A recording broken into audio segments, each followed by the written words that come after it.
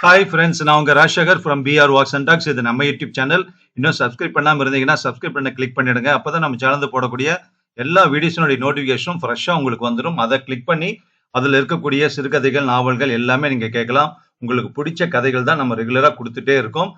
நம்ம சேனலில் இருக்கக்கூடிய நம்ம போட்டிருக்கக்கூடிய கதைகள் எல்லாமே இந்த பிளேலிஸ்ட்டில் இருக்குது. அந்த பிளேலிஸ்ட்டை நீங்கள் கிளிக் பண்ணிங்கன்னா நிறைய எழுத்தாளர்கள் கொடுத்த கதைகள் கொடுத்துருக்கோம். உங்களுக்கு பிடித்த எழுத்தாளர்களுடைய கதைகள் ஏற்கனவே நம்ம கொடுத்ததெல்லாம் நீங்க பார்க்க முடியும்.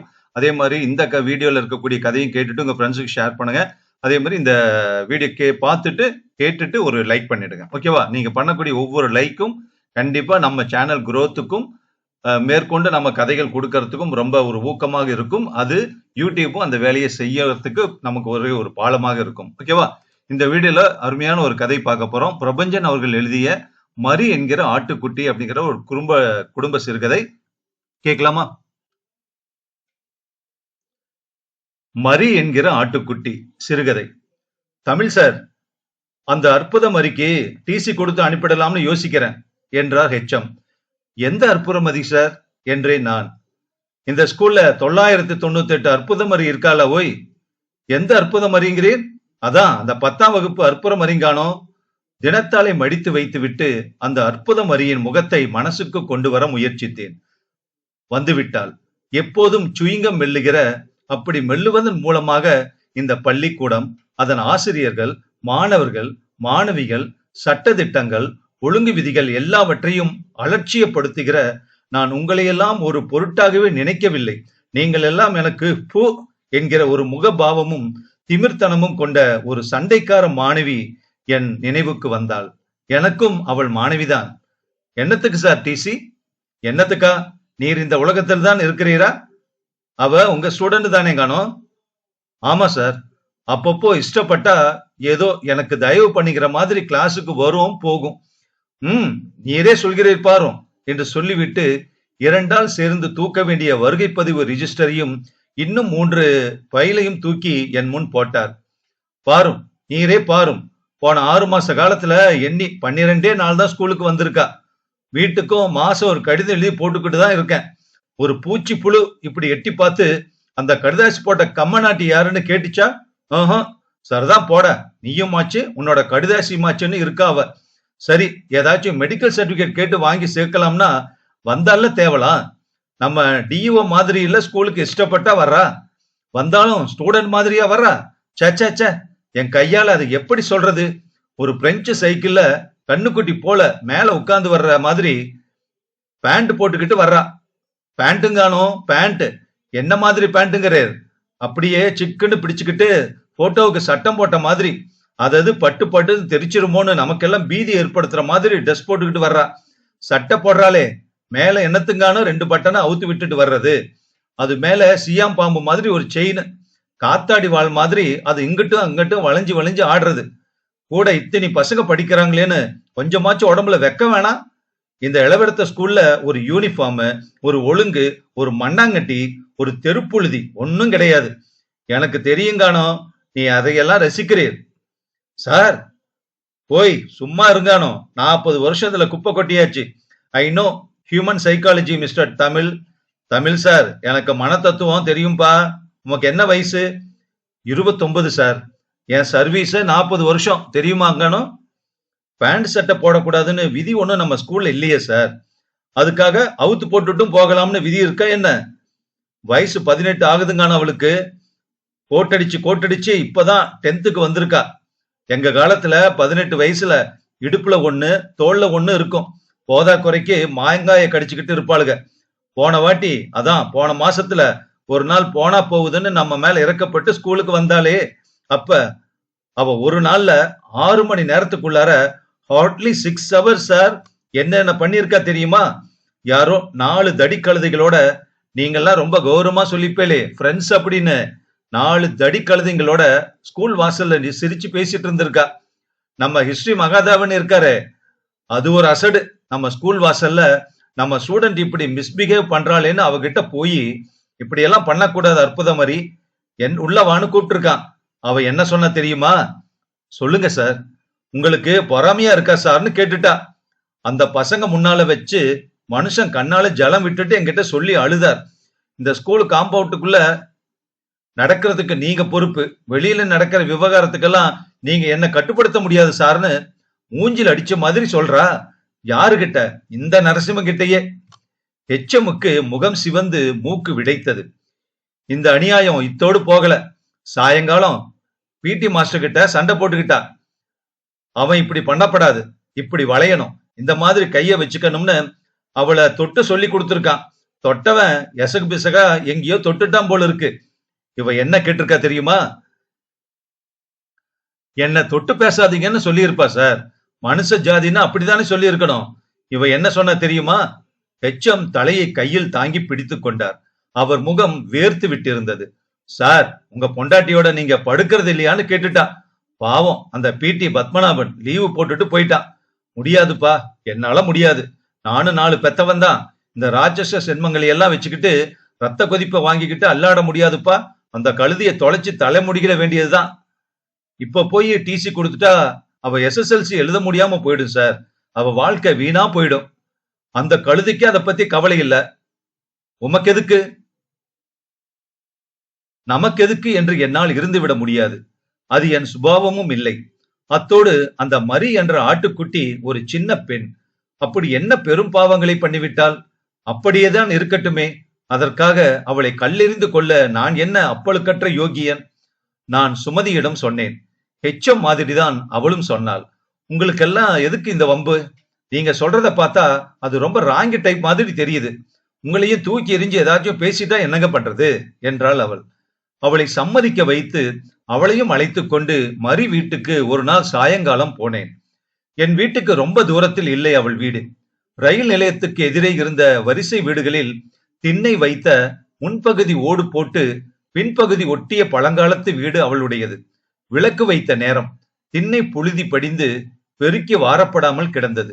உள்ளே விலை மதிப்புள்ள நாற்காலிகள், சோஃபாக்கள் இருந்தன. ஆனாலும் எந்த ஒழுங்குமின்றி கல்யாண வீடு மாதிரி இறைந்து கிடந்தன. மரி என்று நான் குரல் கொடுத்தேன். 3 முறை அழைத்த பிறகுதான் யாரு என்று ஒரு குரல் உள்ளிருந்து வந்தது.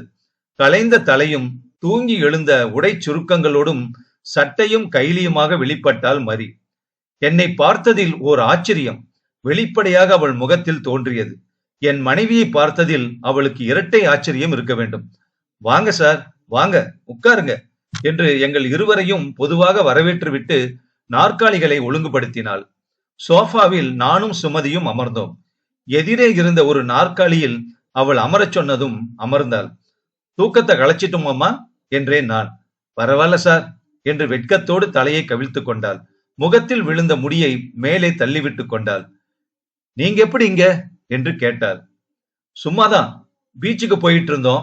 வழியில தானே உங்க வீடு, பார்த்து ரொம்ப நாளாச்சுன்னு நுழைஞ்சிட்டோம். அலையாத விருந்தாளி. உடம்பு ஏதாவது சரியில்லையா மரி? தைலம் வாசனை வருதா சார்? லேசா தலைவலி. ஏதாச்சும் சாப்பிடுறீங்களா சார்? எல்லாம் ஆச்சு. ஆமா, வீட்டுல யாரும் இல்லையா? வீடா சார் இது? வீடுனா அப்பா அம்மா இருக்கணும். அப்பா எப்பவோ போயிட்டார். போயிட்டாருன்னா செத்து போயிடல, எங்களை விட்டுட்டு போயிட்டார். அம்மா என்னை சுத்தமா விட்டுடல. அப்பப்போ நாங்க சந்திக்கிறோம். சமயத்துல 2 நாளைக்கு ஒரு முறை நாங்க பாத்துக்கிட்டா அது அதிகம். அதனாலதான் இது வீடான்னு சொன்னேன். எனக்கு ஏதோ லாட்ஜில் தங்குற மாதிரி தோணுது சார். எனக்கு சங்கடமா இருந்தது. இரவுகளில் நசுங்கிய அலுமினிய பாத்திரத்தை எடுத்துக்கொண்டு பிச்சைக்கு வருகிற குழந்தையை பார்ப்பது போல இருந்தது எனக்கு. சாப்பாடெல்லாம் எப்படிமா? பெரும்பாலும் பசி எடுக்கிறப்போ எங்க தோணுதோ அங்க சாப்பிடுவேன். ஹோட்டல்ல தான் சார். அம்மா வீட்டுல தங்கியிருந்தா ஏதாவது செய்வாங்க. அம்மா சமையலை காட்டிலும் ஹோட்டலே தேவல. நல்லா இருக்காதுன்னு சொல்லல, அம்மானு நினைச்சு சாப்பிட முடியல. பொண்ணுன்னு நினைச்சு அவங்களும் பண்ணல. சுமதி என்னை முந்திக் கொண்டு கேட்டாள். உம் அம்மா தானே அவங்க? ஆமாங்க, இப்போ வேறு ஒருத்தரோட அவங்க இருக்காங்க. அவர் எனக்கு பிடிக்கல, என்னையும் அவருக்கு பிடிக்கல. சரி, அவங்க வாழ்க்கைய அவங்க வாழறாங்க, என் வாழ்க்கைய நான் வாழ்ந்துகிட்டு தீர்க்கிறேன். ஓர் இறுக்கமான மௌனம் எங்கள் மேல் கவிந்தது. நான் சாவி கொடுக்காமல் எப்போது நின்று போயிருந்த கடிகாரத்தை பார்த்து கொண்டிருந்தேன். மரி, ஸ்கூலுக்கு வந்தா ஒரு மாறுதலாக இருக்கும்ல? நான் யாருக்காக சார் படிக்கணும்? உனக்காக. ச்சு என்றாள் அவள். இதற்கு மேல் எதுவும் பேசக்கூடாது என்று எனக்கு தோன்றியது. பீச்சுக்கு போகலாம், வாய மரி. வரட்டுமா சார் என்று ஆச்சரியத்துடன் கேட்டாள். வா, இதோ வந்துட்டேன் சார் என்று துள்ளிக்கொண்டு எழுந்தாள். உள்ளே ஓடினாள். நான் சுமதியை பார்த்தேன். பாவங்க என்றாள் சுமதி. யாருதான் பாவம் இல்ல? இந்த பொண்ணை விட்டுட்டு எங்கேயோ இருக்கிற அந்த அம்மா பாவம் இல்லையா?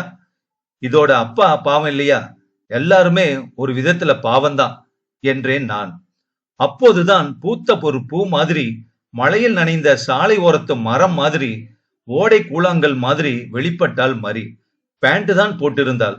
சட்டையை டக் பண்ணி இருந்தாள். அழகாகவே இருந்தது அந்த உடை. உடம்புக்கு சௌகரியமானதும் பொருத்தமானதும் தானே உடை. ஸ்மார்ட் என்றே நான். தேங்க்யூ சார் என்றால் பரவசமான சிரிப்பில். நான் நடுவிலும் இரண்டு புறமும் இருவருமாக நாங்கள் நடந்தே கொஞ்ச தூரத்தில் இருந்த கடற்கரையை அடைந்தோம். கடற்கரை சந்தோஷமாக இருந்தது. ஓடி பிடித்து கல் குதிரைகளின் மேல் உட்கார்ந்து விளையாடும் குழந்தைகள், குழந்தைகள் விளையாட்டை பார்த்து ரசிக்கும் பெற்றோர்கள், உலகத்துக்கு ஜீவன் சேர்க்கும் யுவர்களும் யுவதிகளும். கடலைகள் கடல் மணலில் சுகமாக வருபட்டன. குழந்தைகள் வாழ்வில் புதிய வர்ணங்களை சேர்த்து பலூன்கள் பறந்தன. ஸ்டூல் போட்டு பட்டாணி விற்கும் ஐயரிடம் வாங்கி சாப்பிட்டோம். காரவடை வாங்கி கொடுங்க சார் என்றாள் மரி. வாங்கி கொடுத்தேன். தின்றாள். மத்தியானம் நான் சாப்பிடல சார், சோம்பேறித்தனமா இருந்துச்சு, அப்படியே தூங்கிட்டேன். ராத்திரி நீ எங்களோடு தான் சாப்பிடுற சரியா என்றாள் சுமதி. இருக்கட்டும்கா. என்ன இருக்கட்டும், நீ வர்ற. வரும்போது சுமதியின் விரல்களில் தன் விரல்களை கோத்துக்கொண்டு சற்று பின் தங்கி மரி பேசிக் கொண்டு வந்தாள். நான் சற்று முன்னே நடந்தேன். சாம்பாரும் கத்திரிக்காய் கறியும் தான். மத்தியானம் வறுத்த நெத்திலி கருவாடு இருந்தது.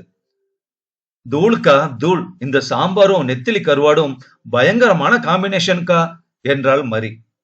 மரி இப்போதெல்லாம் காலையும் மாலையும் தவறாமல் எங்கள் வீட்டுக்கு வந்து போய் கொண்டிருந்தாள். காலை இட்லி எங்கள் வீட்டில்தான். வருஷம் 365 நாட்களும் எங்கள் வீட்டில் இட்லி அல்லது தோசை தான். ஆட்டுக்கல்லை ஒழித்து வைத்து விட்டால் சுமதிக்கு ஹார்ட் அட்டாக்கே வந்துவிடும் மரி என்பேன் நான். மரி விழுந்து புரண்டு சிரிப்பாள். சாயங்காலங்களில் எங்கள் வீட்டில்தான் அவள் வாழ்க்கை கழிந்தது.